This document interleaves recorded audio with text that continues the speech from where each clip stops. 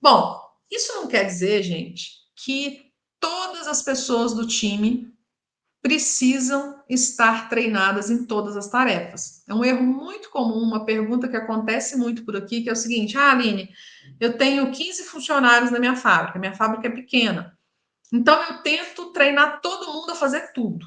Pois é, só que isso vai trazer uma bagunça, né, gerencial ali muito grande, porque nem todo mundo tem a percepção desse todo, né, de uma vez. Então, ele dá a sensação para o funcionário de que é uma eterna bagunça. Ah, eu não sei onde eu vou trabalhar hoje, eu chego lá, ninguém sabe de nada. Então, para que você consiga gerenciar de uma forma organizada, cada pessoa realmente tem que ter ou tem que estar fixada no posto de trabalho. E aí, o exercício que a gente vai fazer hoje, né, o passo a passo que eu vou colocar aqui hoje, é justamente para você, tendo cada pessoa no seu posto de trabalho, saber desenvolver a multifuncionalidade em cada uma delas. Né? Não quer dizer que multifuncionalidade é cada dia eu estar num lugar fazendo o trabalho de outra pessoa e todo mundo faz de tudo. Isso traz muito mais desorganização, baixa produtividade, né? Porque muitas vezes a pessoa já está treinada e já tem uma habilidade naquele posto de trabalho, aí vem outra que não sabe.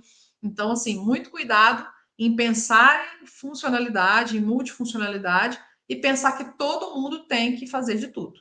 Não é bem assim. É uma outra estratégia. O raciocínio está certo de querer que as pessoas saibam o máximo de funções possível, mas a execução muitas vezes fica errada. Fazer do jeito errado vai trazer um dano muito grande. Por isso que é importante. Né? Você que está aqui ao vivo, você que está assistindo a gravação, assistir, né, até o final e acompanhar até o final, porque esse passo a passo vai te ajudar muito a colocar isso em prática no dia a dia e fazer com que a sua gestão fique muito mais leve, você tenha muito mais confiança, você seja muito mais reconhecido pelo trabalho que faz, do que tentar fazer isso, né, de uma maneira geralzona, como a gente vê por aí. E aí, por que a gente fala sobre isso, né? Por que isso tem que ser um tema e veio como um tema para te ajudar a ser um gestor mais confiante, reconhecido? Por que essa história toda, né? Já dizia uma diretora que eu tive, estava até conversando agora há pouco com ela. Quem tem um funcionário não tem nenhum. Então, se você perceber bem, o que tem nessa frase? Quem tem um funcionário pode ficar completamente à mercê, porque simplesmente a pessoa pode querer ir embora, ou ela vai adoecer em algum momento, ou ela tem que tirar férias, né? Então, a gente sempre pensar que se eu tenho somente uma pessoa desenvolvida naquele posto de trabalho, eu de fato posso ficar na mão a qualquer momento. E, gente, quanto mais nós, enquanto gestores, né, estivermos preparando a nossa equipe para não depender apenas de uma pessoa, quanto mais a gente vai desenvolver equipes multifuncionais e equipes que consigam ser mais autônomas.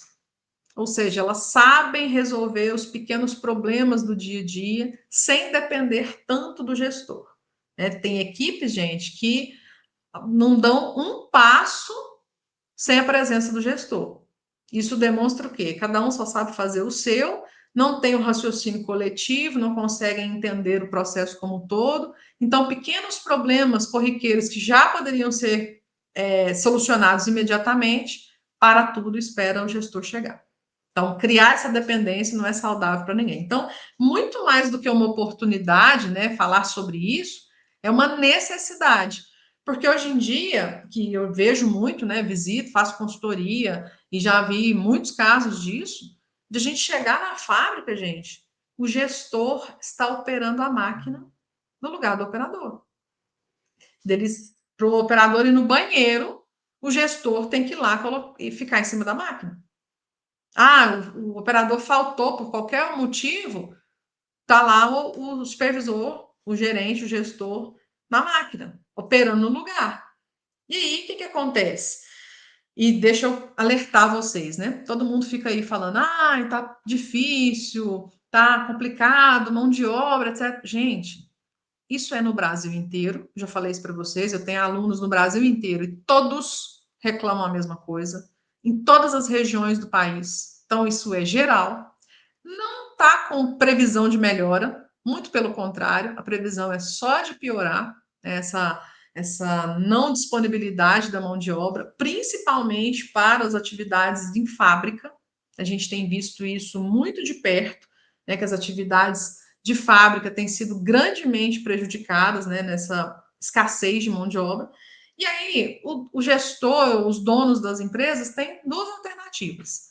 Primeiro, ou ele desenvolve, ou eles, né, enquanto gestores, desenvolvem ambiente de trabalho favorável e de forma a construir condições para que as pessoas trabalhem e queiram trabalhar nas fábricas, ou vão ter que ter o custo de mecanizar ou automatizar ou colocar assim o máximo de automação possível para suprir essa lacuna. Eu sei que a segunda opção é cara e inviável para a grande maioria das empresas no Brasil, que são pequenas e médias empresas. O que é o nosso papel enquanto gestor? Qual é a nossa oportunidade? Se a gente sabe desenvolver as equipes, se a gente sabe desenvolver as pessoas de uma forma como facilitador, tendo pessoas multifuncionais, a gente acaba saindo à frente, porque nós estaremos preparados para ser o gestor que as empresas já precisam hoje. Não é coisa de futuro, não. As empresas hoje estão extremamente carentes de gestores que saibam desenvolver pessoas. Porque a grande maioria, o que acontece? Simplesmente a pessoa vem dando alguns problemas, né? Vem tendo alguns comportamentos ou baixo desempenho, é mais fácil trocar. É mais fácil mandar embora e colocar outro. Só que eu mando embora e trago outra pessoa, o ambiente, a forma como eu ensino, a forma como eu gerencio é a mesma. As pessoas vão só saindo, entrando, saindo, entrando, saindo. Então a gente precisa, quando inclusive tem essa rotatividade muito grande, precisa se perguntar: o que está errado? Porque são pessoas diferentes. Será que eu não estou treinando direito? Será que eu não estou desenvolvendo direito? Como que é isso? Né? E, por exemplo, uma equipe de pequeno porte, né? Pessoas aí, 10, 15 pessoas num time, numa linha de produção. Se um falta, gente, vocês sabem melhor do que eu o que acontece. Uma pessoa numa equipe de 10, 15 pessoas é uma diferença muito grande. As outras que ficam, as outras, vamos pegar uma equipe de 10 pessoas, né? As outras 9 pessoas passam um perrengue para levar a produção no dia, né? E aí, o que a gente precisa olhar para isso? Se eu tenho pessoas capacitadas para estar em outros postos de trabalho, eu consigo dinamizar aquela redistribuição. Ah, Aline, eu tenho que contar que todo dia então vai faltar alguém? Claro que não. Eu só tenho que estar preparado porque as coisas podem acontecer. Né? Então, o gestor, ele sempre trabalha um passo além. Ele sempre pensa naquilo que pode acontecer. Então, se eu consigo pensar naquilo que pode acontecer e eu evito esse problema, ou eu trago condições para que esse problema seja minimizado, aí sim eu vou fazer uma gestão muito mais confiante, eu vou ser reconhecido porque o problema foi totalmente amenizado, né? Eu consegui contornar o problema. Agora, diferente de ficar, não, eu só preciso de mais pessoas e tá difícil e reclamar, você vai ser mais um gerente na multidão, mais um gestor na multidão, mais um líder na multidão.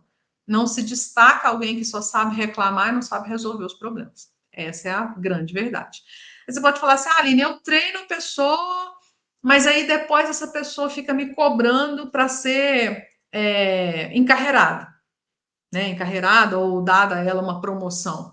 Muitas vezes, gente, isso vem da falta de clareza. Porque se você tem clareza de como as regras são estabelecidas na empresa onde você trabalha, e se não são, você precisa ajudar a criar essas regras. Como é feita a promoção das pessoas à medida que elas estão ali nos postos de trabalho? Ah, eu tenho que saber fazer essa função e essa função para eu ir para o próximo nível. Ah, eu tenho que ter treinamento nesse procedimento para eu ir para o próximo nível. Além de eu estar treinado e além de ter a passagem por essas máquinas, tem que ter a vaga, né? Muito comum a gente ver por aí pessoas buscando ter um novo nível salarial dentro da empresa, aí não tem clareza de quais são as regras do jogo e não tem clareza que precisa ter a vaga. Né? Então, quando a gente vai trabalhar esses treinamentos, É justamente explicando que o primeiro passo é preparar.